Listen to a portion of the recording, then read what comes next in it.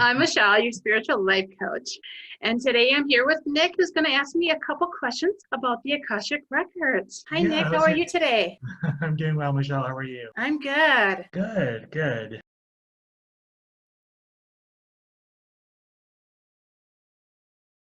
What are the Akashic Records? So, your Akashic Records is your soul's DNA of everything that's ever happened to your soul in any lifetime and any timeline. It's Okay. the easiest way to describe it. Yeah, yeah, perfect, perfect.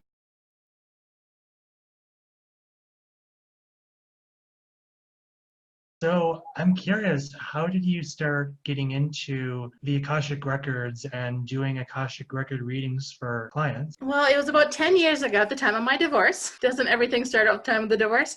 Right. And I've always had gifts, and it's like knew emotionally that I was connected to other people. I never really knew what that all meant because my childhood was very chaotic. And the one thing I was looking for was to get through my childhood. That was the main thing I was looking for. And when I was introduced to the Akashic Records, probably about 2 years after the divorce, I was like, wow, this is cool. Like I could see the records, I could see the library, I could see everything. And I was like, wonder what this is really all about. And so I started working on myself and realizing and getting through my emotional blockages from my childhood, from this lifetime, that I didn't realize how it was stopping me from enjoying events and stopping me from having fun and stopping me from just living. And so that's how I got into it. It was really more of I needed to save myself. Mm. And then through it, I realized that figured out a way to kind of more streamline it so it didn't take me so long to work with other people Mhm. and to help them break through their emotional blockages so that way they can create the life they desire. Yeah, yeah. That's so often sometimes like really cool how we get into something because we need it most ourselves, right?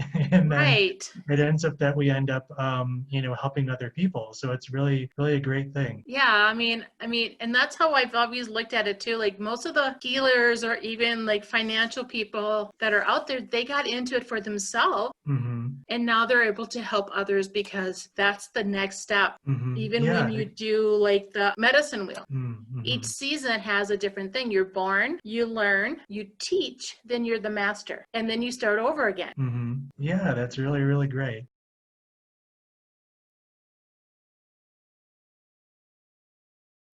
So, with the Akashic Records, can we rewrite an event that we didn't like that happened? Well, we cannot exactly rewrite the events. Those are pretty much set. We can rewrite the emotional feelings of the event on how we felt before, during, and after. Those are more important than the event themselves because as our soul moves on, it's the emotions that our soul takes with us. It's not the event. The event stays with the body when we leave the body. It's the emotions our soul will always carry with us. And so it's more important to release those emotions around that event and during and through and after than the event itself. Got it. So when we write those emotions, then does it help the soul to evolve? Yes, because we understand that we start to look at the event in a different way, and it's more of a way that's very much you're not attached to it anymore. And so that really helps us out to go through and not become attached to the event itself, and then that helps us out a lot. Got it. So what you're saying is we see it more of like a learning experience. Yes. Hmm. Yes, that we're able to make it through and move on.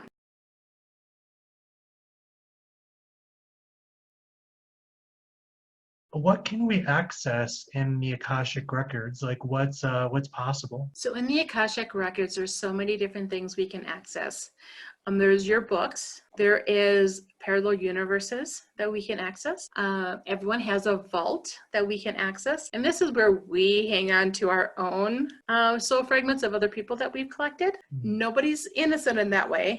Sometimes we don't realize we're doing it. We have other dimensions we can access through the Akashic Records. And so the Akashic Records is really a gateway to the ethers, to the universe. Cool. And for those that maybe don't know or aren't familiar, what are parallel parallel universes and what are soul fragments? So parallel universes, from what I have understood, and I know there's conflicting things on this, is when our soul fragments get torn off from other people and we don't collect them back, it will go into a parallel universe. So it's kind of like the same universe we're in now. It's just if we don't have something in this world, in this universe, it's most likely in a parallel universe with other of our soul fragments.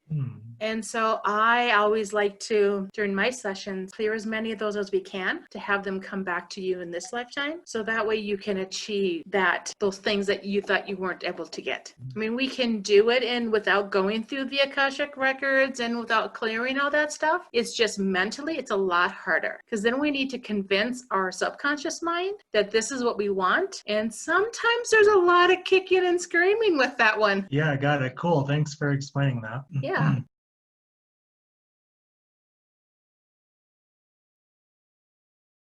So, is it just past stuff that you can clear in the Akashic Records or work with? Or is it possible to go into and look at future books that we have in there? We can go in and look at future books. But only a couple weeks ahead of time. And these are they're like the books that when you have a page and you're like reading it, and then the bottom of the page it says, oh, we're going to go to this page or this page for this outcome. And we get to kind of look at that ahead of time going, ooh, which outcome do we want? Because it's kind of all pre-written as we make a decision. There's a couple different outcomes right there. And as soon as we make another decision, then a couple more outcomes get written. And so it just kind of goes on and on and on. Adventure books, that's it. I knew it would come to me. Yeah.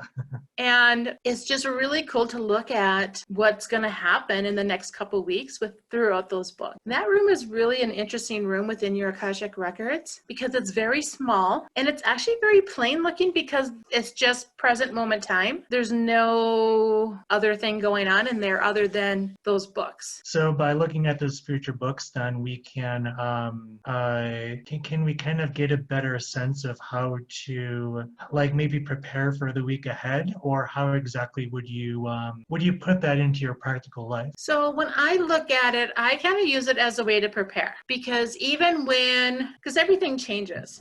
So you can go, okay, this, and this, but then somebody who's going to maybe helping you out or something may decide something else, and then you have to readjust real quick. So it's a good way to look at your week ahead and see if there could be any kind of shifts or pivots that you may need to make quickly if you're working with somebody. Okay, cool. Thanks.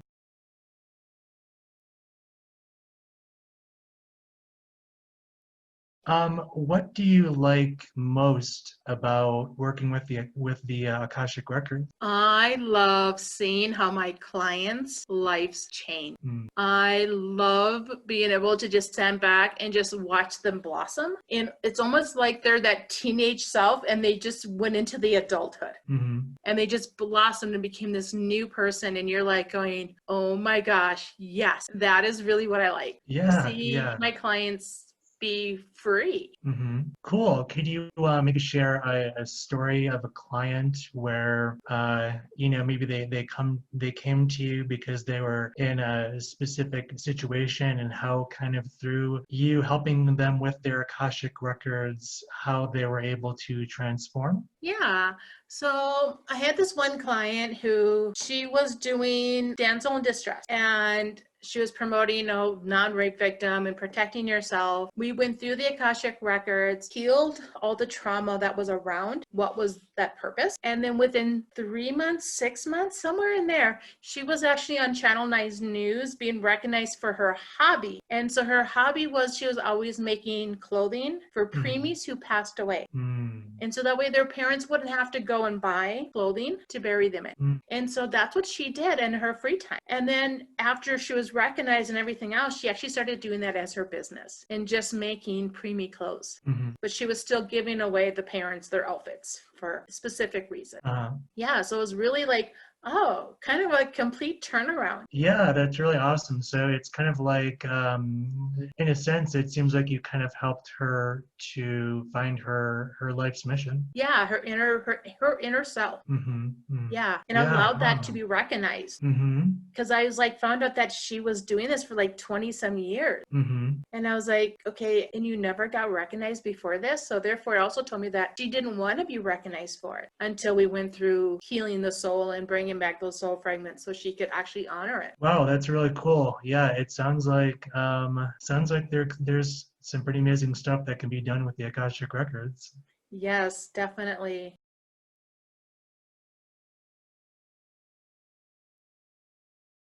I love Yeah. working with them with it. Awesome. So if we take care of our emotional stuff, does that mean we don't need to work on the physical or the mental side of things? No. So what I tell my clients too is that, yeah, I'm going to help work on the emotional stuff, but it's also going to be up to you to recognize when this stuff is showing up in your world mentally. So you can go, yes, that's what I want. Mm-hmm. Or yes, thank you. Because then both are going, oh, this is really a difference. This is really a change. And it actually makes it a lot easier to work with the mental mind if the subconscious mind has already worked through it.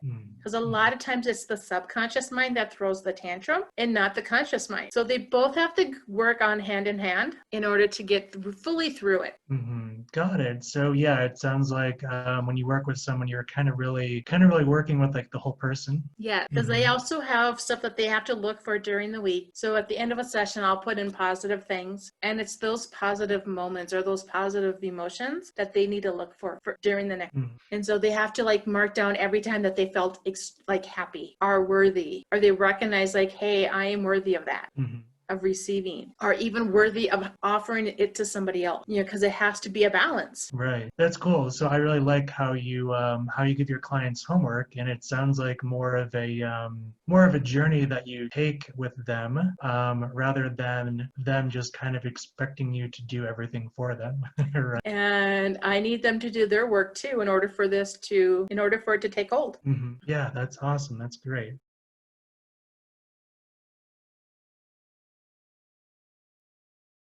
So I'm curious, do animals have Akashic record? They do. And we can access theirs also in the same way. And we can actually so I don't know, my cat's been kind of popping back and forth back there, but she's a rescue cat. And when she got to me, the first couple weeks, I would just pop up off the couch, she would jump and hiss. Hmm. So that told me that any subtle move, she was in flight or fight mode. Mm-hmm. And so we've been going into her Akashic records and working with her to help ease that. So that way, when I jump off the couch, she's not jumping. Mm-hmm. And it took a couple weeks for it to calm down. But yeah, we're still working on a few things that she has some habits of. And I'm thinking they're more from the flight and flight from the first home she was at that she was rescued from. So do animals have a little bit less resistance to having their Akashic records worked with than humans? Yes, because their subconscious mind and their conscious mind are one. And so they don't always have forethought like we do. And so it's a lot easier to go in and start working with them and clearing things away and reassuring that you're not that way. So have you ever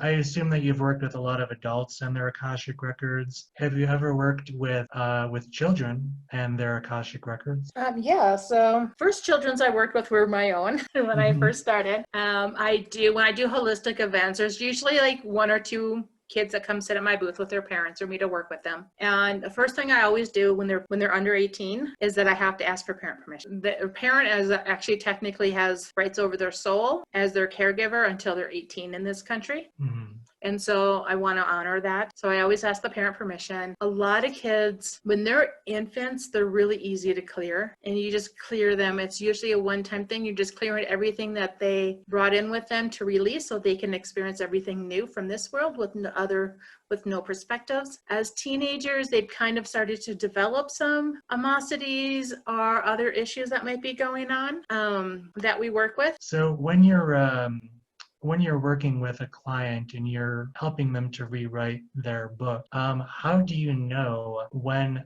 that process is fully complete for them? So for me, I end up having to take a really deep breath. And I know everyone is different, but I'll be sitting there in the Akashic Record. And as soon as I go within my body, I know, okay, that's complete. Their stuff was just released. And it's that energetic breath that when I know it's. Mm-hmm. And have you had some clients that have felt that on their end when that process is complete? Yes, it depends on how much they're connected to their own energy source and if they're really connected to energy itself. Mm-hmm. And fully understand it. Not everyone truly is like they don't think they're connected, but they are, and that's how this all works too. But if they're really sensitive to the energy, they usually do feel it. So I know we talked a little bit about working with the emotional side, with the Akashic records, and the mental side.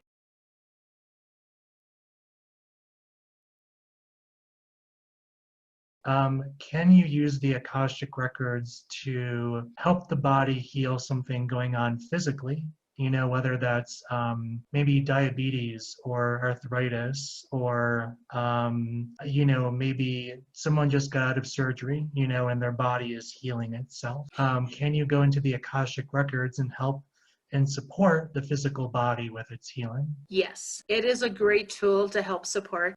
Actually, when we're going through surgery, it's not going to take care of everything because your physical body has to do some of it too. But we can go in and start looking at, what were some of the emotions that fully created this, as they go through and they do the things to help heal their physical body. So that when their physical body is done being healed, hopefully they're just done with it. Mm-hmm. And it's working like a 2-point system together. Mm-hmm. Well, that's great, Michelle. I really appreciate you answering all these questions. Do you have anything else that you wanted to add before we end for today? No, I just want to say thank you for coming on and asking me these questions. It was really great to help get some information out there. Yeah, great. I agree. I think it's gonna help a lot of people to better understand their Akashic records and to maybe fill in some of those answers or some of the questions rather that they've always had.